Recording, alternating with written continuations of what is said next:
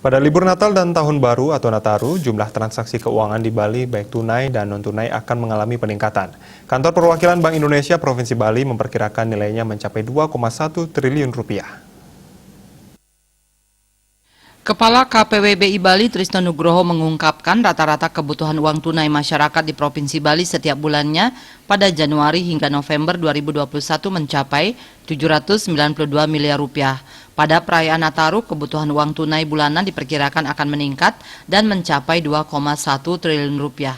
Secara tahunan, total kebutuhan uang tunai masyarakat di Provinsi Bali diperkirakan akan mencapai 10,8 triliun rupiah.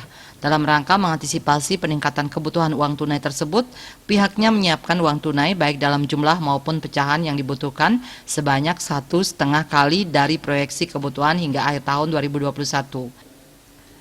Sejalan dengan peningkatan kebutuhan uang tunai, sejumlah transaksi digital berbasis KRIS juga mengalami pertumbuhan yang signifikan. Sampai dengan Oktober 2021 tercatat jumlah transaksi KRIS mencapai 982.000 transaksi dengan nominal sebesar 75 miliar rupiah. Jumlah tersebut mengalami peningkatan sebesar 555% YTD dari sisi transaksi dan 345% YTD dari sisi nominal jika dibandingkan dengan awal tahun 2021 yang tercatat sebesar 150.000 transaksi dengan nominal 17 miliar rupiah. Pada awal Desember 2021, jumlah merchant KRIS tercatat mencapai 388.223 merchant atau tumbuh 122% YTD dibandingkan awal tahun 2021 yang tercatat sebanyak 174.893 merchant. Sayangnya, pertumbuhan transaksi tunai dan non-tunai tidak diikuti oleh transaksi jual beli valuta asing.